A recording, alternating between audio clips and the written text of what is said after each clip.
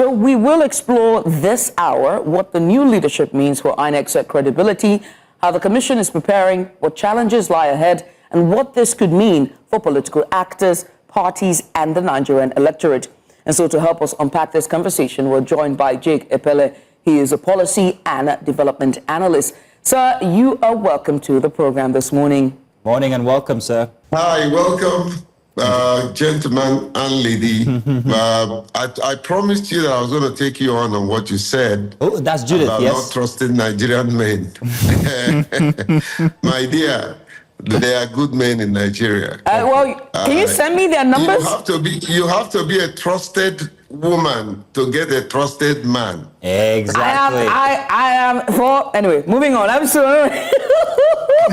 Yes. I support women's rights and wrong. That's all I have to say. You can only match men's energy.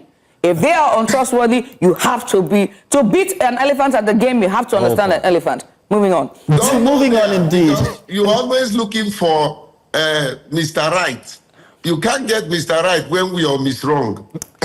Now that you have put it, why would you this face be Miss Wrong? Come on now. Oh, sir, let's not talk about Professor Amupitan. Let's talk about Judith and her men. Why don't we? Well, sir, thank you very much for joining us this morning. But we had a very interesting week last week with the confirmation of Professor Amupitan as the new INEC Chairman. And I'm wondering if you thought that the process leading up to his confirmation was transparent enough. No. I don't know why the Senate, under the leadership of Akpabio,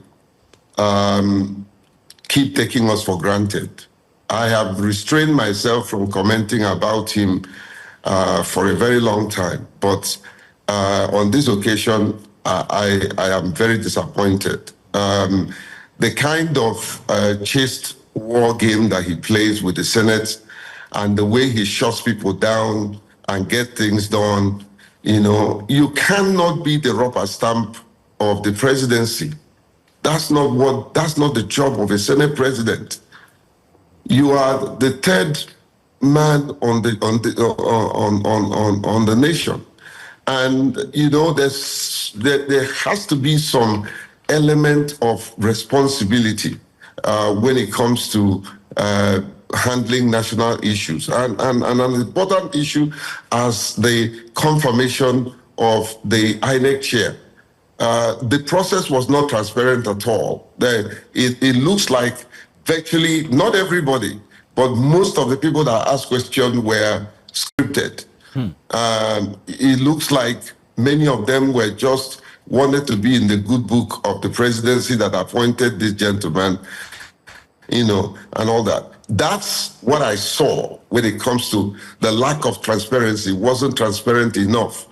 It has a semblance of transparency by them allowing television cameras to come into the chambers and beam live. But if they had known that they would act the way they acted, they shouldn't have allowed Nigerians to watch them. What particular instance itself, sir? What particular instance itself makes you feel this way? Well, there were a time he shot down Victor,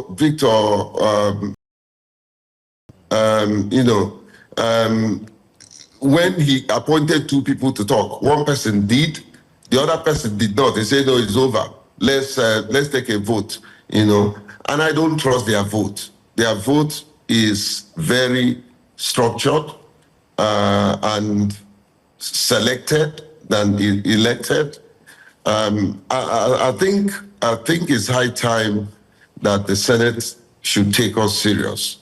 That's why, in my own opinion, the House of Representatives seems to be doing better than them. Right. This is the kind of thing that makes people feel that the House of Rep is doing better than the Senate. I do have to ask, because you're raising concerns about the transparency of of him being appointed and cleared at the Senate. And that begs to ask the question about the balance of independence expected of INEC, giving the concerns you've raised. Do you think that him being appointed and the swift screening and appointment by the Senate makes the balance of independence or even the autonomy of INEC hang on the balance? Do you see him being fair?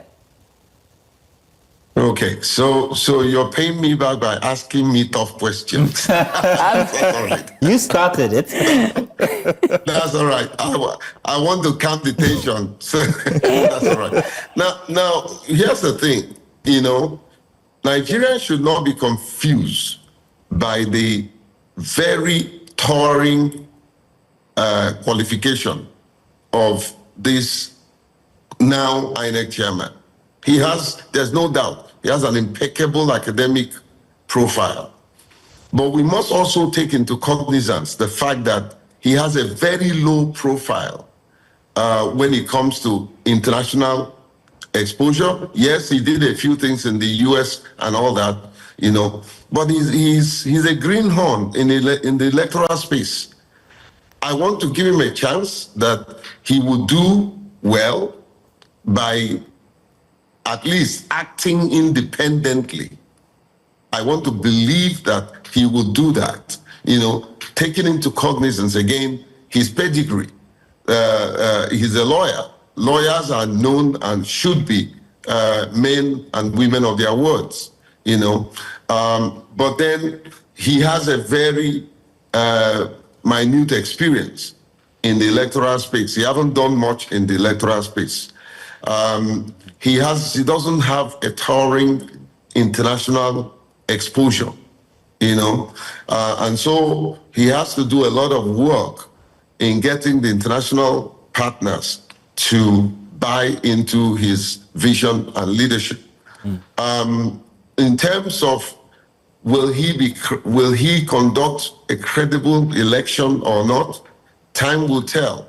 The litmus test is Anambra State.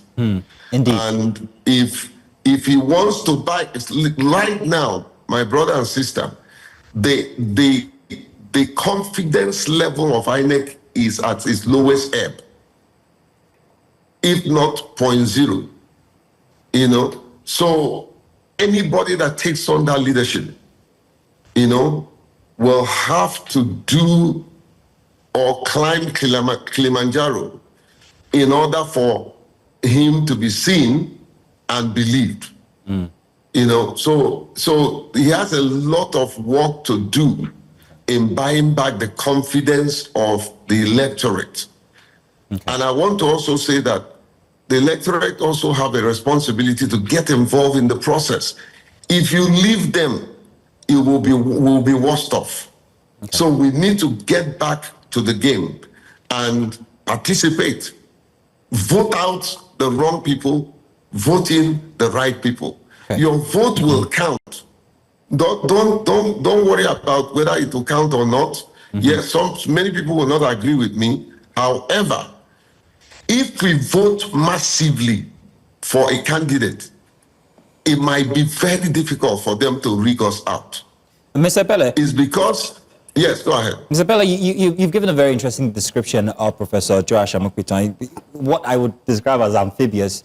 You told about the fact that he's not that exposed when it comes to international opportunities. He's apolitical. That's one thing we know. We know he's written a couple of things.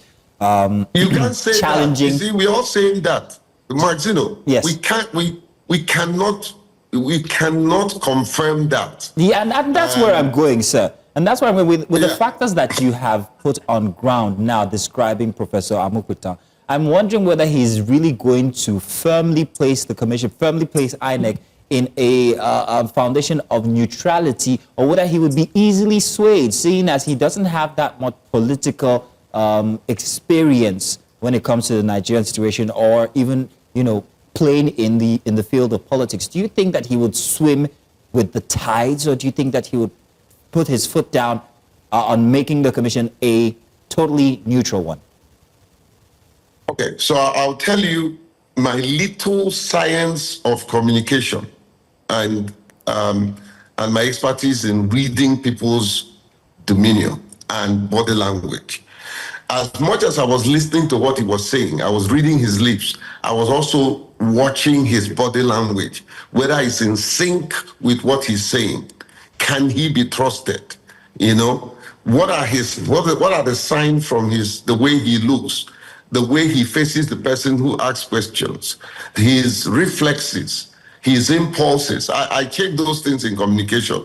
And the truth is, because the non-verbal communication speaks louder than even the verbal communications. So here's the thing. My concern is, they say he who pays the piper dictates the tone. Is he likely to dance to the tone of the person who is playing the trumpet for him, who brought him to the scene? Time will tell. Does he have the capacity to be a man of his own? Looking at his reflexes, I don't want to prejudge him, okay? But from the look of things and the way he was balancing his statement, the Senate president was balancing his statement with that of his, it would take God to help him to remain absolutely independent. Would it also take God for him when it comes to what lies ahead for 2026? There are some very decisive elections. One of them is Anambra, and Anambra is at the point there. I mean, with APGA ruling the state, but most importantly, the insecurity that is of that state and the interest that is in the state. Also, Osun is also in the balance. Well, does he need God for, because like you said, Anambra and Osun is a litmus test of what 2027 would look like? Okay, my dear, you need God in everything. It's a Sunday morning. What I'm asking, sir. Yeah, I'm coming. I'm coming. I'm not a religious bigot. I'm coming, But everything you do in life, you see me, I am a product of God's first principle. If you don't place God first, you will be the last. Trust me on that. However, because I saw you dancing the tune of a philosopher. However, there are things that God has put you here on earth to do that he will not come down from heaven to do for you. Let me rephrase that question, if you'd allow me. What I'm asking is this. What is expected of him? Because you noted that the elections, Anambra elections and Osun State elections, will be a litmus test of how he will conduct the elections at a national level. And so I'm asking, what would be the metrics to score him? What would you score him on? Is it going to be, a real-time upload of the results on IREV? Would it be on the technology? You've answered the question, he says. She has answered. But with all no fairness, sir, there's a lot that is at stake here. You're exceptional. Don't worry, I got you. I just wanted to play the devil advocate. Oh man, you're firing me up. I love it. Listen, I'm just coming back from Anambra State. I spent 8 days in Anambra State. I had a town hall meeting that was live on all the local stations, and one question I keep asking her, how prepared are you? But that's not your question. Your question is on the new INEC Chairman. Here's what I'll do if I'm in his shoes. And he probably knows better than I do, because I don't have the towering qualification, academic qualification that he has. So here's the thing. The first thing I would do is to interrogate the system. At least have one-on-one meeting with all those national commissioners. And I can tell you for free, this is one person, if he wants to succeed, there's one person he needs to work with, and that's me, the acting chairman. Because I'm telling you, I'm not a very big fan of, many of them are my friend. May is a fantastic human being, Kunle, and several others, Kenneth, these are fine gentlemen, all right? Listen to them. And if they are, of course, be a man of your own. If they are telling you things will put you into trouble, you restrain. Yeah. So basically, what is required of him to do is interrogate the system. You can't come into a house, and know what happens in that house if you don't talk to the occupants. So do your internal interrogation, do your external interrogation. Find people that have been in the electoral space, especially credible underscore, credible, underline, credible civil society leaders that you can call together and have a theater talk with them. Ask them, what do I do? How do you support me? If you know that you will not do what they will tell you to do, please do not call them. Me in particular, because I don't want photo op. It happened with Mahmoud and it put all of us into trouble, you know. So do an external interrogation of the of INEC. Now here's the thing, he may not be able to do this. Be bold to dismantle INEC. INEC is too big. INEC has become elephant that can't step on a green grass. Mr. Jake, let me jump on that. Let me jump on that. Now, regarding that, institutional reforms and technology, Professor Joash, he spoke about the need to strengthen INEC's internal systems, and that's what we're talking about now, particularly through technology, he says, improving result transmission, staff training, reducing operational lapses witnessed in past polls. Now, I'm wondering where in all of this can he succeed, and how exactly can he succeed where Mahmoud did not? Well, by the confidence of the people. If you're investing in technology, the level of investment in technology in INEC, I don't think many organizations have that level of technological investment. The level of competence people in that department, you know, is incredible. Scale it up, but be honest to tell us that you will upload the results when is necessary. This terminology, glitches, is becoming the tool for them to manipulate.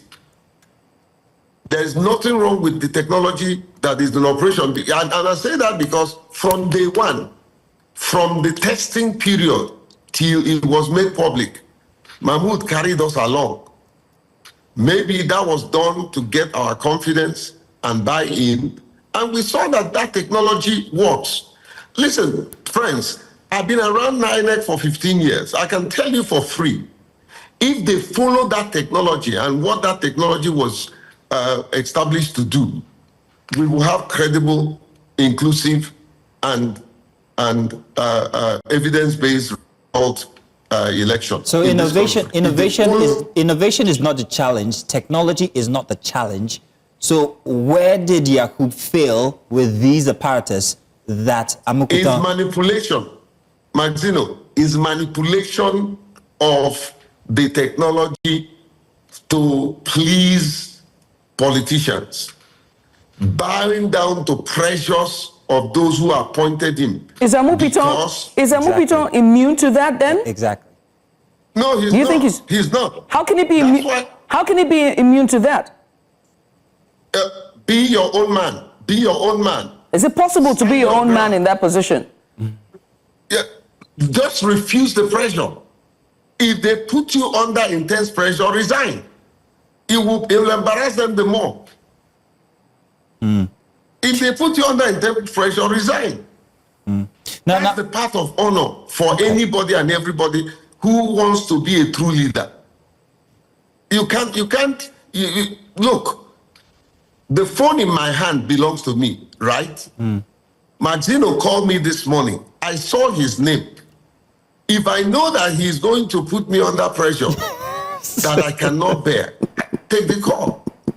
Yeah. I respond with a text. Please send me a text. You send me a text, I see what you're asking me to do, that is something that, you know, will violate my personal principles. I'll tell you, sir, I won't be able to do it. The most you can do is throw in the towel and leave. And leave with your name. Can I tell you one thing? The regrettable thing that Mahmoud did was to accept the second term. That was the regrettable, because his first term, he has put in a lot in terms of the INEC image, in terms of introduction of technology, in terms of voter education. INEC was at its best.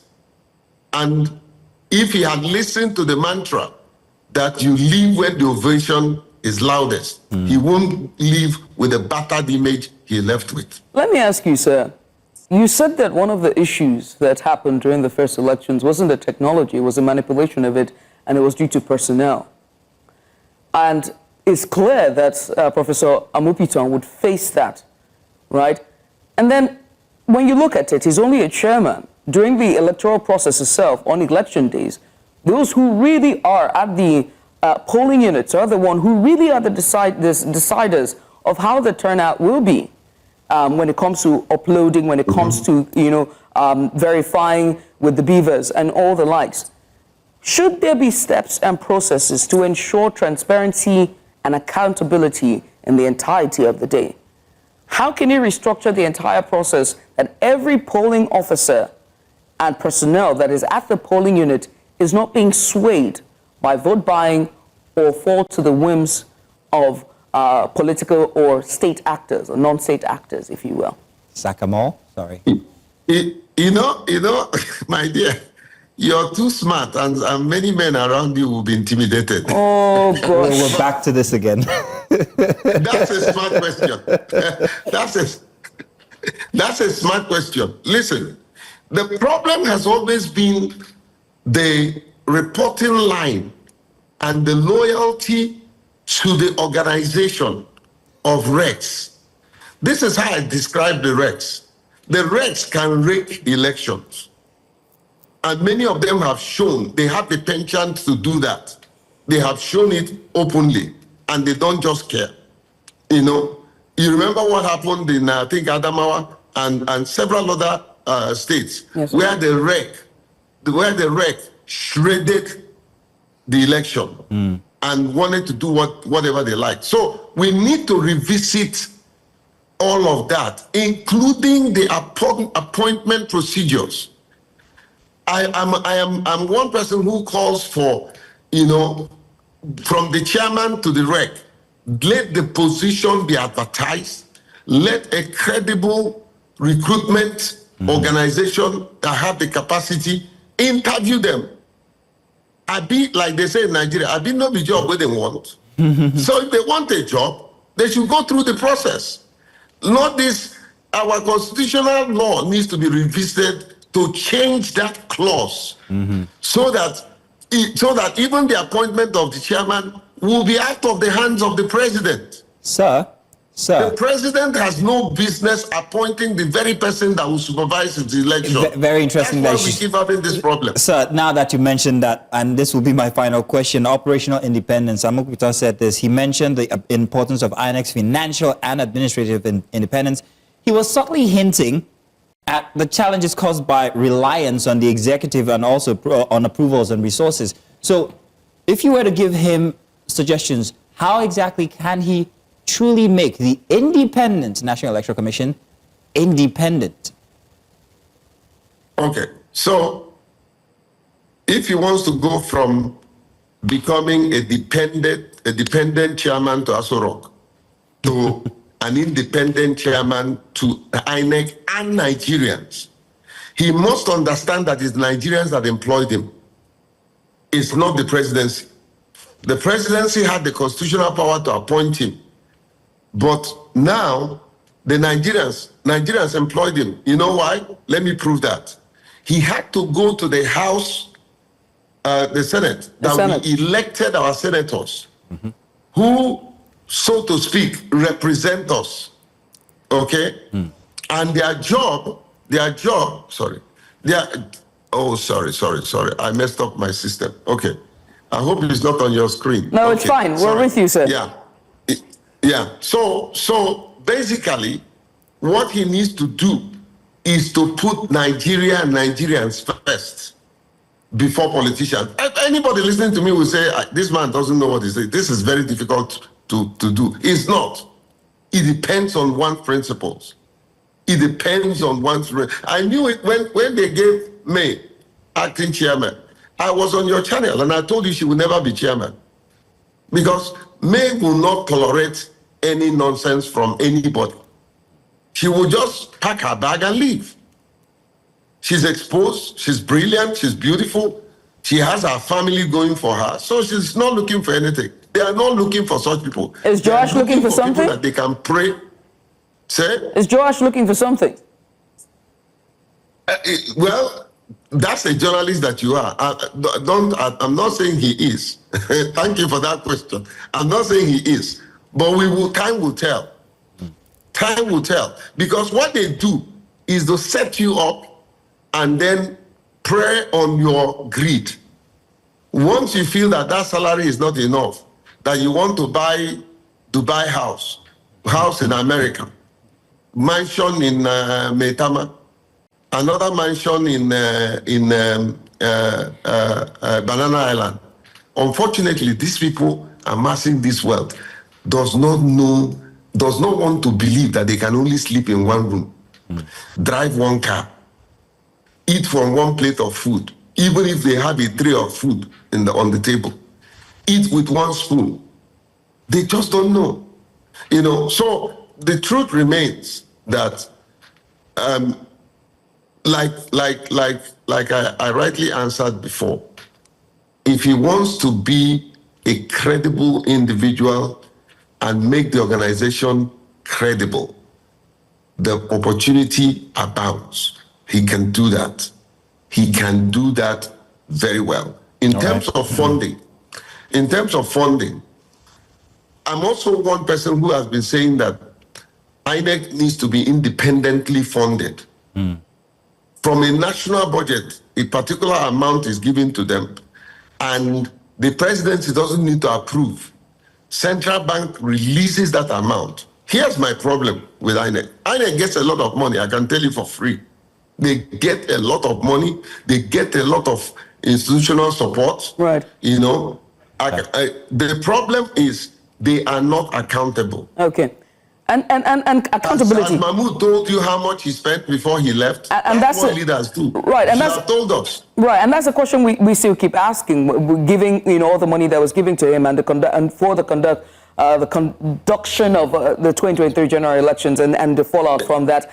But unfortunately, we have to wrap the conversation at this hour. I want to say thank you to you, sir, for just coming to our aid very early this morning. We appreciate you for all of the insights and for the kind words as well. Thank you, sir. Yes, thank you very much, No sir. problem. The truth is that this is church. We are preaching righteousness. Indeed. So I've been to church and I'm back. Right. Thank you Also, very much, I would sir. also be needing your services, sir, because you said you're very good at body language. So for my next date, you shall be my third wheel. Yes, and Judith is still presently single. Thank you very much, sir.